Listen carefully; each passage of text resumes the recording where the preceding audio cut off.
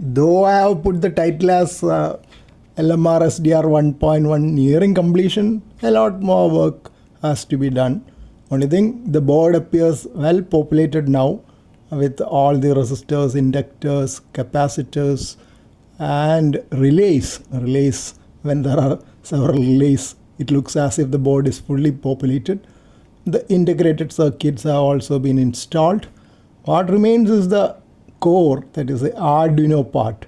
I have to make the connectors for the Arduino on the board. Then the display has to be connected. And finally, the real software part in the computer. I'll have to download all the needed software and then connect the board to the computer with suitable connectors. And I have to avoid RFI issues because when cables are connected from the board to the computer, maybe I'll have to use a lot of ferrite beads. Otherwise, people have reported RFI issues, radio frequency interference with the computer and reverse. So I hope I'll be able to progress further, even though it is not a very easy job ahead. That's what I presume.